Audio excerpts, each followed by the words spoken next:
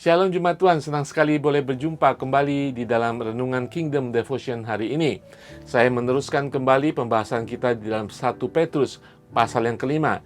Di ayat 1-4, Rasul Petrus kali ini menunjukkan nasihatnya kepada para penatua. Nah, saudara, di pasal pertama sampai 4, Rasul Petrus menunjukkan nasihat suratnya kepada orang-orang percaya agar mereka tetap bertahan, agar mereka tetap bersatu di tengah-tengah penderitaan, di tengah-tengah segala sesuatu yang menyerang orang-orang percaya pada saat itu. Nah, saudara, kalau saya ingin membawa saudara kepada perenungan, saudara, kalau kita berbicara tentang jabatan di dunia ini, semua orang memperebutkannya, baik di bidang swasta, pemerintah. Kenapa, saudara? Karena di situ ada jaminan untuk sukses, jaminan berkuasa, jaminan keuntungan secara finansial, dan jaminan masa depan. Nah, bagaimana dengan jabatan seorang penatua dalam gereja? Apakah seseorang akan memperebutkannya? Jawabannya bisa iya dan tidak. Dan ketika orang berebutan untuk mendapatkan jabatan penatua, sebenarnya saya sedikit memikirkan apakah mereka mengerti jabatan seorang penatua. Dan bahkan sebaliknya, ketika orang itu tidak memperebutkan, ya, saya mengerti mungkin orang itu tahu tugas fungsi seorang penatua.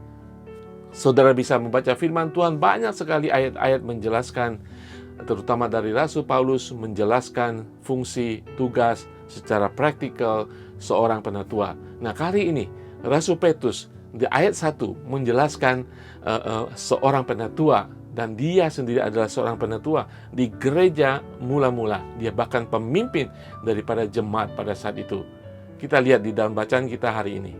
Pasal kelima ayat 1 mengatakan, Aku menasehati para penatua di antara kamu.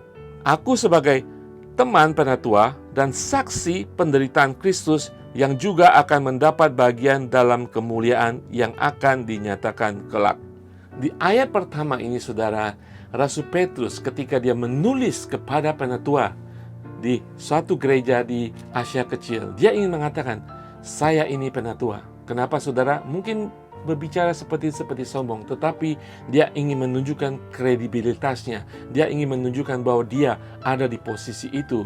Dia tahu bahwa itu adalah panggilan, makanya dia memberikan nasihat agar penatua-penatua yang ada di sana, dan mungkin saat ini kita mengerti bahwa penatua itu adalah panggilan, dan ada dasar untuk kita, untuk Rasul Petrus menunjukkan surat ini kepada penatua yang ada di sana. Dasarnya apa, saudara?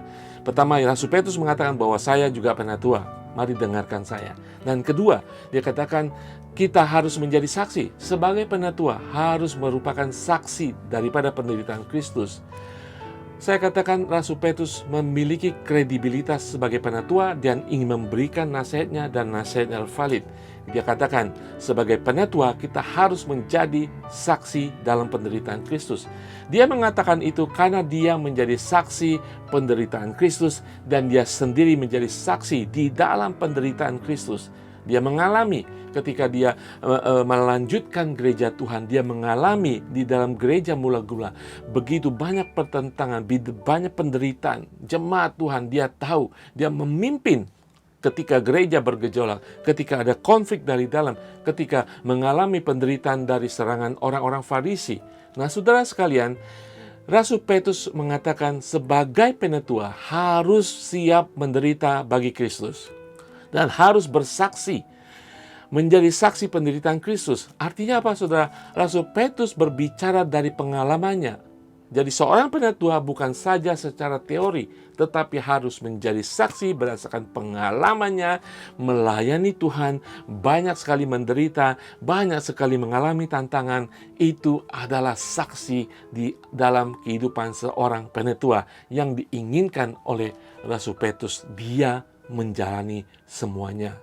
Saudara sekalian, mari kita, ketika kita dipanggil untuk menjadi seorang penatua di dalam gereja, itu merupakan kehormatan. Kenapa di bagian terakhir daripada ayat 1 mengatakan ada kemuliaan yang menyertai seorang penatua walaupun dia mengalami penderita. Disitulah kemuliaan menyertai seorang penatua yang menjadi saksi dalam penderitaan. Di dalam 1 Timotius, Rasul Paulus memberikan nasihat kepada Timotius. 1 Timotius 5 ayat 17 mengatakan, penatua-penatua yang baik pimpinannya patut dihormati 2 kali lipat, terutama mereka yang dengan jerih payah berkhotbah dan mengajar. Saudara, ini adalah dasar ketiga ketika Rasul Petrus memberikan nasihat kepada penatua di dalam suratnya. Suatu kelak, seorang penatua akan mendapat kemuliaan. Rasul Paulus menasihati Timotius untuk memberikan penghormatan, kehormatan, penghargaan kepada penatua 2 kali lipat. Karena mereka sudah overseas, menangani, memperhatikan para dombanya. Seorang penatua adalah panggilan, saudara. Bukan jabatan yang diperebutkan, yang diinginkan. Saudara, jabatan penatua itu diinginkan oleh Tuhan bagi setiap orang yang bersedia, yang taat. Jabatan penatua adalah mengawasi domba-domba yang diserahkan kepadanya, mengasihi domba-domba yang diserahkan, memimpin domba-domba yang diserahkan kepadanya, dan memberikan teladan kepada domba-domba yang diserahkan kepadanya. Rasul Petrus sudah melakukan tugasnya sebagai penatua atas gereja mula-mula. Dia meninggalkan legacy, meninggalkan contoh teladan bagi kita. Banyak hamba-hamba Tuhan sudah memberikan contoh, sudah dipanggil kembali ke surga, menerima kemuliaan mereka sebagai penatua. Mari saudara, ketika Tuhan memanggil saudara menjadi penatua, itu adalah kemuliaan, kehormatan bagi kita. Siap tidak siap, Tuhan akan mempersiapkan kita. Bisa tidak bisa, Tuhan akan membuat kita menjadi bisa. Yang penting kita memiliki hati untuk memperhatikan domba-domba yang akan diserahkan kepada kita. Saya percaya Tuhan akan memuliakan saudara ketika kita sungguh taat kepada panggilan seorang penatua. Amin saudara. Mari saudara, kita siap senantiasa dimanapun ketika Tuhan memanggil kita.